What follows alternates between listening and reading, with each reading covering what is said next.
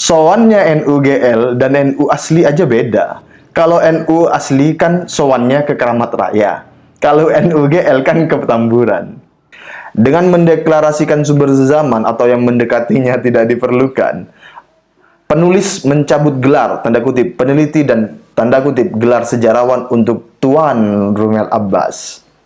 Tuan Rumel Abbas cukup disebut, tanda kutip, pembela nasab Ba'alwi, sahih atau palsu. Mengakui nasab Ba'alwi bukti Ustadz Idrus Ramli dan Rumel Abbas tidak berakhlak kepada Rasulullah. Tulisan terbaru dari Kiai Haji Madudin Usman Al-Bantani tanggal 6 Februari 2023. Teman-teman yang ingin membacanya sendiri secara mandiri bisa mengakses link yang saya sematkan di kolom deskripsi. Nasab Ba'alwi telah terbukti tidak tersambung kepada Rasulullah. Kajian pustaka dan DNA telah membuktikannya dengan presisi. Secara pustaka, berita-berita dari kitab abad 9 tentang klaim mereka sebagai keturunan Nabi Muhammad SAW tertolak oleh kitab abad sebelumnya. Berita-berita sejarah dari kitab-kitab abad 9 dan selanjutnya, seperti kitab Al-Burqah, Al-Musiqah, Al-Jauharus Safaf, Tabaqatul Hawas, dalam kurung, kitab pegangan Ustadz Idrus Ramli, telah terbukti tertolak oleh kitab-kitab yang lebih tua, seperti kitab Tahzibul Ansab, Al-Majdi, Al-Muntakilat At-Talibiyah, Sejarah Mubarakah, dan lain-lain. Ubaidillah bukan anak Ahmad bin Isa, itu kesimpulannya. 550 tahun tetap demikian. Ubaidillah bukan anak Ahmad. Orangnya pun fiktif dalam tatanan sumber-sumber sejarah yang valid. Hasil uji tes DNA mereka telah terbukti bahwa mereka bukan keturunan Nabi Ibrahim menurut para ahli biologi. Nabi Ibrahim berhaplogrup J1 sedangkan mereka G. Lalu tetap mau membelanya? Tanda tanya. Penulis melihat banyak cacat logika Ustadz Idrus Ramli dalam video terakhirnya. Ia menyatakan tidak mengakui nasab Ba'alwi bukti tidak berakhlak. Penulis katakan, mengakui dan membela mereka yang menyusup dengan batil terhadap nasab Nabi, itulah yang tidak berakhlak. Itu termasuk merendahkan hak Nabi untuk dinisbatkan keturunan kepadanya hanya dari keturunannya yang asli, bukan yang ngaku-ngaku. Allah melarang kita menisbatkan Zaid bin Harisah sebagai Zaid bin Muhammad SAW. Padahal Nabi sangat menyayanginya. Ia kekasih Nabi. Ialah orang mulia yang dulu Nabi memperkenalkannya sebagai, tanda kutip, bin Muhammad. Ia adalah jalan bagi sahabat untuk bertemu Nabi. Usamah bin Zaid, anak kandung Zaid, juga adalah kekasih Nabi. Ia kekasih putra kekasih. Ketika kepalanya berdarah, dengan bibirnya yang mulia, Nabi menghilangkan darahnya. Ketika Sayyidah Ummi Salamah, Ummul Mukminin, istri tercinta Nabi yang membawa aspirasi para sahabat, usulannya ditolak oleh Nabi, harapan para sahabat hanya satu, Usamah bin Zaid, sang kekasih hati Nabi. Ia buah hati Nabi, ia penyejuk mata Nabi. Dengan semua itu, Allah melarang Nabi dan kita semua memanggil Zaid dengan tanda kutip bin Muhammad. Allah berfirman, Al-Ahzab ayat 5, perhatikan kalimat itu, panggillah mereka dengan berbin kepada ayahnya. Itu perintah Allah. Mafhum mukhallafahnya berarti kita dilarang membinkan seseorang bukan kepada ayahnya. Ubaidillah itu bukan anak Ahmad.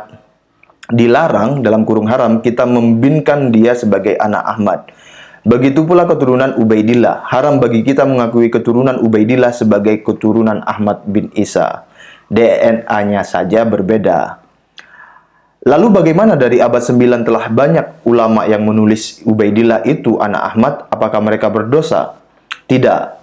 Mereka hanya salah menerima informasi dari Ba'alwi lalu berhusnuzon tentangnya.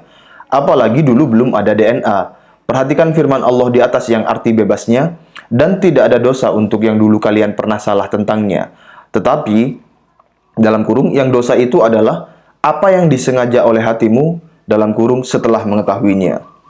Ustadz Idrus Ramli mengatakan, dalam Bahsul Masail NU, jika telah ada ulama yang mengatakan suatu pendapat dalam sebuah kitab, maka itu bisa menjadi hujjah. Betul, tetapi itu dalam fikih, bukan dalam berita sejarah. Pendapat ulama dalam fikih itu tidak terkait waktu. Kapan saja ulama berpendapat tentang istinbatnya dari Al-Quran dan Al-Hadis, maka itu bisa menjadi hujah bagi orang lain untuk mengikutinya atau tidak mengikutinya. Imam Nawawi di abad ke-7 Hijriah berpendapat mencukur jenggot itu makruh. Pendapat ini bisa menjadi hujah walaupun bertentangan dengan pendapat Imam Syafi'i di abad ke-3 Hijriah. Tetapi sejarah itu berbeda. Suatu berita yang ditulis dalam kitab abad ke-9 Hijriah tentang suatu kejadian di abad ke-3 tidak boleh bertentangan dengan kitab-kitab abad sebelumnya. Itu namanya ittisalur riwayat, tersambungnya riwayat. Jika bertentangan dengan kitab-kitab yang ditulis di abad ke-6, ke-5, ke-4, maka yang ditulis di abad 9 itu tertolak, masuk dalam kategori berita palsu. Di abad ke-6 sudah jelas ditulis bahwa anak Ahmad bin Isa hanya 3, Muhammad, Ali, dan Husain. Kenapa tiba-tiba di abad ke-9 ditulis anaknya tambah 1, Ubaidillah? Jelas berita itu adalah berita palsu. Ini standar Bahsul Masail NU yang asli yang penulis pahami. Kalau Bahsul Masail NUGL, NU garis lurus, penulis tidak tahu. Sowannya NUGL dan NU asli aja beda. Kalau NU asli kan sowannya ke Keramat Raya. Kalau NUGL kan ke Petamburan. Jadi, bisa jadi standar Bahsul Masailnya juga beda. Tuan Rumel Abbas, kini rupanya juga telah menyerah dalam mencari sumber-sumber sezaman yang menyatakan bahwa Ubaidillah anak Ahmad bin Isa. Ia kini ikut mempertanyakan pentingnya sumber sezaman untuk Ubaidillah. Logikanya mulai tidak ilmiah. Ia kini turun derajat ke level taklid buta juga. Seharusnya ketika usaha mencari sumber sezaman yang menyatakan Ubaidillah anak Ahmad itu tidak ditemukan, maka ia harus berkesimpulan bahwa benar Ubaidillah itu bukan anak Ahmad. Tetapi kok jadi lucu? Ketika sumber sezaman itu tidak ditemukan, malah kesimpulannya adalah sumber sezaman tidak diperlukan. Aneh. Sumber sezaman atau yang mendekatinya tentang Ahmad bin Isa ada, Tuan. Penulis hanya dengan duduk di kursi telah menemukannya. Ia ada di Madinah di sekitar tahun 245 Hijriah. Umurnya sekitar 20 tahun. Ulama yang menulisnya lahir di tahun 385 Hijriah. Sumber zaman tentang anak-anak Ahmad bin Isa atau yang mendekatinya juga ada. Kitab abad ke-6 menyebutkan anaknya cuma 3 dan di situ tidak ada nama Ubaidillah. Faham? Tentang Ahmad bin Isa ada di Basrah, itu salah orang, Tuan. Itu bukan Ahmad bin Isa yang dimaksud, itu Ahmad bin Isa lain. Itu Ahmad bin Isa yang seorang imam Zaidiyah. Sejarawan Ba'alawi, Muhammad Dia Sahab, salah mengidentifikasi orang dalam kitabnya Al-Imam Al-Muhajir. Dengan mendeklarasikan sumber zaman atau yang mendekatinya tidak diperlukan, penulis mencabut gelar, tanda kutip, peneliti dan tanda kutip, gelar sejarawan untuk Tuan Rumel Abbas. Akan berbahaya seorang yang mengatakan bahwa sumber-sumber zaman atau yang mendekatinya tidak diperlukan disebut sebagai seorang sejarawan. Tuan Rumel Abbas cukup disebut, tanda kutip, pembela nasab Ba'alwi, sahih atau palsu. Ya, ini gelarnya Tuan Rumel Abbas adalah pembela nasab Ba'alwi.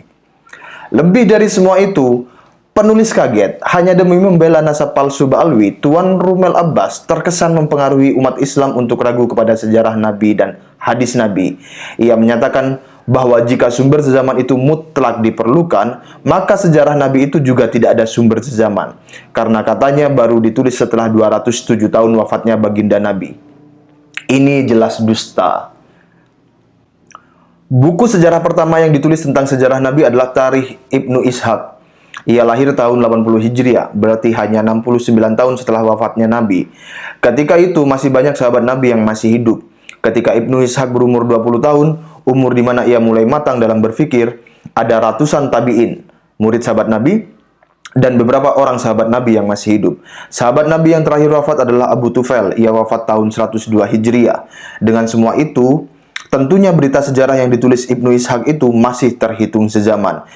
Karena ia mendapatkan berita dari banyak orang yang langsung hidupnya semasa dengan Nabi Muhammad SAW. Hari ini kita bisa membaca kitab Tarikh Ibnu Ishaq yang sudah diterbitkan.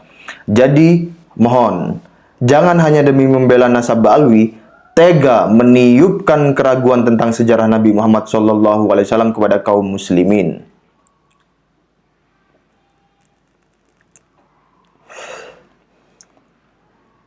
Yang kedua, demi membela nasab Ba'alwi, Tuan Rumel Abbas pula meniupkan keraguan terhadap hadis Nabi. Katanya, hadis Imam Bukhari baru ditulis setelah 245 tahun.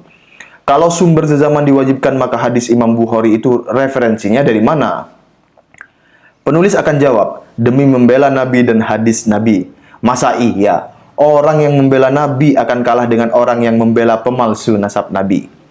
Begini, hadis-hadis Nabi itu ada yang sudah ditulis mulai zaman Nabi masih hidup, seperti hadis tentang wasikoh Madinah, perjanjian atau undang-undang Madinah, wasikoh Nasoro Najran, perjanjian tentang Nasrani Najran, hadis-hadis tentang hukum dan ukuran zakat, bahkan dibubuhi stempel Nabi, hadis-hadis tentang jinayat dan diat yang ditulis di masa Nabi dan diberikan kepada Amr bin Hazm, hadis-hadis yang ditulis Ali bin Abi Thalib tentang zakat, diat, dan jinayat, yang isinya ada kesamaan dengan yang ditulis Amr bin Hazm. Hadis Nabi yang ditulis oleh Abu Sah atas perintah Nabi, hadis-hadis yang ditulis oleh Abu Bakar tentang aturan-aturan hukum, hadis-hadis yang berisi tentang surat-surat Nabi kepada para raja. Semua hadis-hadis pokok aturan itu ditulis di masa Nabi.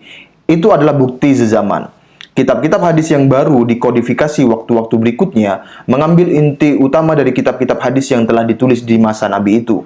Bedanya adalah kitab-kitab hadis masa selanjutnya menyajikan pula hadis-hadis Nabi yang Nabi sendiri tidak memerintahkannya untuk ditulis di masanya.